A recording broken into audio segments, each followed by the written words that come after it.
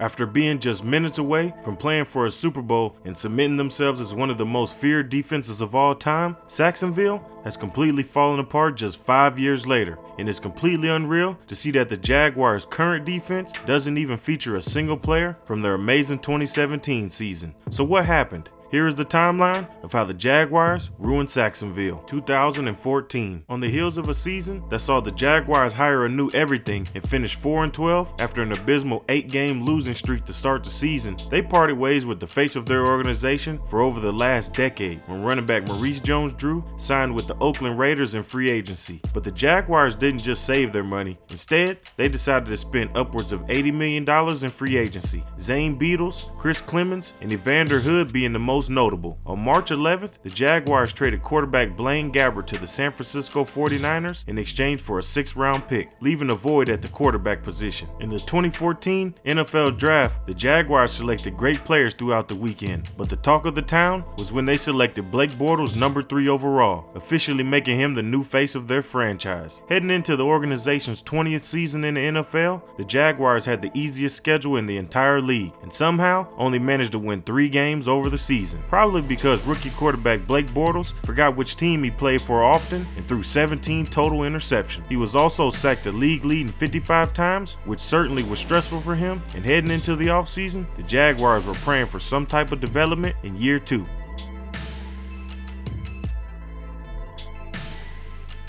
2015. At the start of free agency, the Jaguars didn't lose much, as they were one of, if not the youngest team in the entire NFL. But in terms of spending, they seriously overpaid players, showing that they were desperate to support Blake Bortles by spending well over $175 million in contracts, giving $46 million to Julius Thomas, $42 million to Jared Odrick, and $32 million to Jeremy Parnell. Moving on to the 2015 NFL Draft, the Jaguars basically had their pick of any player who wasn't a quarterback, and they selected Dante Fowler Jr., who was seen as the most prolific pass rusher in the entire draft. They followed up that selection by doubling down on the run game to alleviate pressure off of Blake Bortles' shoulders. Just before the start of the season, the Jaguars traded longtime kicker Josh Scobie to the Pittsburgh Steelers in exchange for a 2016 6th-round pick. In their 3rd season under head coach Gus Bradley, the Jaguars were without their most recent 1st-round pick after Fowler tore his ACL in training camp. And due to this injury, their defense struggled to create consistent pressure on opposing quarterbacks, and as a result, they were absolutely torched all season, ranking 2nd to last in points allowed. On the other side of the ball, Blake Bortles was the star of the show, as he nearly doubled his yards and touchdowns from the year prior. But once again, the interceptions killed their offense consistently as they finished the season with a 5-11 record, an improvement, but still bad.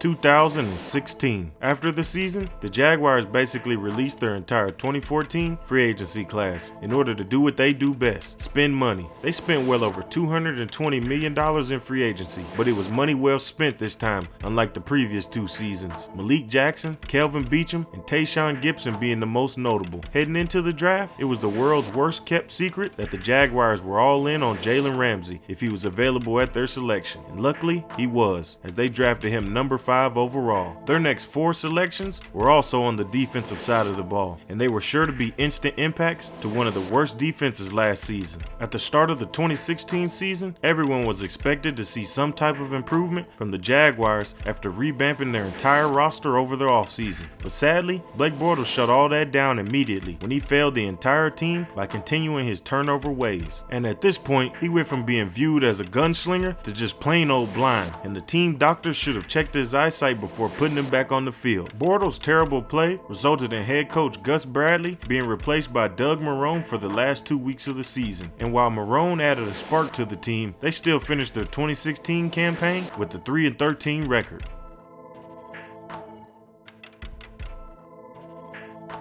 2017. The Jaguars started their offseason by officially hiring Doug Marrone as their new head coach, and the former offensive lineman was adamant about building his team into a physical one. But first, the Jaguars needed to cut some dead weight off their salary cap, and they did so by trading tight end Julius Thomas and a 2018 7th-round pick in exchange for left tackle Brandon Albert and a 2017 7th-round pick. In free agency, the Jaguars released Kelvin Beachum and lost out on John Cypern, but they bounced back by spending spending a combined $177 million, adding physicality from players like Calais Campbell, AJ Bouye, and Barry Church. Leading up to the 2017 NFL Draft, expert mock drafts either had the Jaguars moving on from Blake Bortles and selecting Deshaun Watson at number 4 overall, or adding to their already stout defensive line with Jonathan Allen. So when Roger Goodell walked up to that podium and said that they picked Leonard Fournette, everyone was shocked. Overall, this was a well-balanced draft for Jacksonville as they upgraded at multiple positions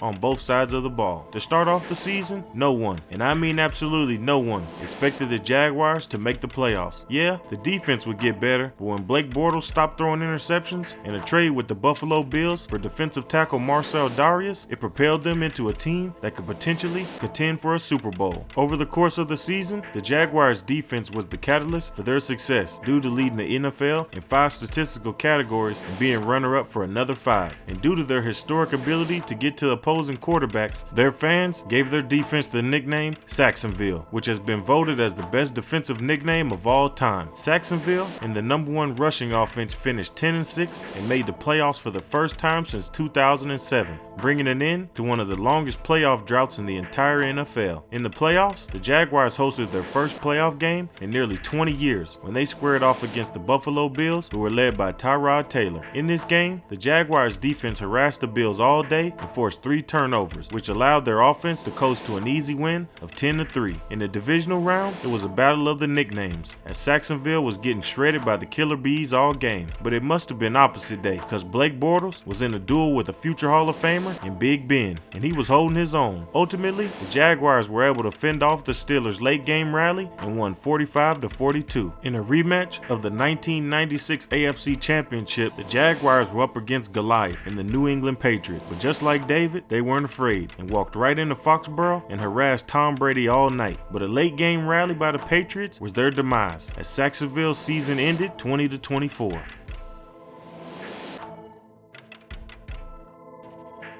2018. After arguably the best season in franchise history, the Jaguars lost their nickel corner and the 2 Allens, and Allen Robinson and Allen Hurns. But at this point, you already know what the Jaguars are going to do. They spent upwards of $115 million in free agency to improve their roster for yet another playoff run. But what was shocking to everyone was when they decided to re-sign Blake Bortles to a 3-year, $54 million contract extension. And this move caused shockwaves throughout their locker room and the NFL community. Heading into the 2018 NFL Draft, many experts expected the Jaguars to take a wide receiver in the first round after losing both of the Allens, but they didn't. Instead, they reached on a developmental defensive tackle in Taven Bryan, which was a real head-scratching selection due to the prowess of their defensive line last season. Their second and third round selections were great though, as they selected DJ Chark and Ronnie Harrison. After feeling on top of the world last year, this season was completely different for the Jaguars, but what hurt the most was the fact that the team had just paid Blake Bortles and was expecting him to turn into Tom Brady overnight. And when he didn't, everyone blamed the defense, who were not able to carry them throughout the season like they did the year prior. The organization even tried to revitalize the season by making 2 trades, but there were no help as the team finished 5-11.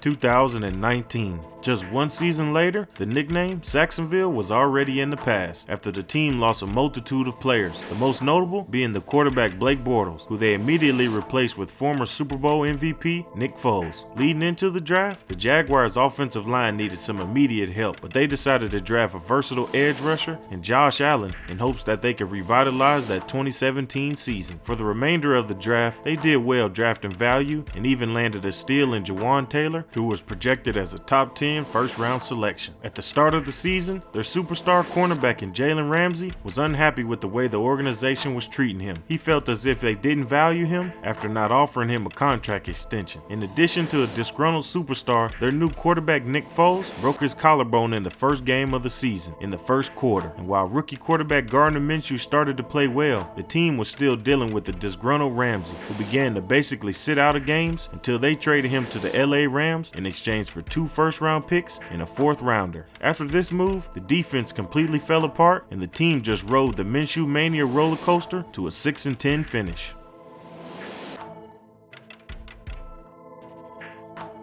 The aftermath. After the 2019 season, the Jacksonville Jaguars organization fell apart after botching the 2020 draft, overpaying in free agency, and deciding to gut their entire roster until nothing else remained of the Sacksonville era. This team has so much promise, and it's sad to see the way that the Jaguars handled this roster. Let me know down in the comments what you would like to see next. Thank you all for watching, and I'm out. Tell me why they sleeping on me, on me.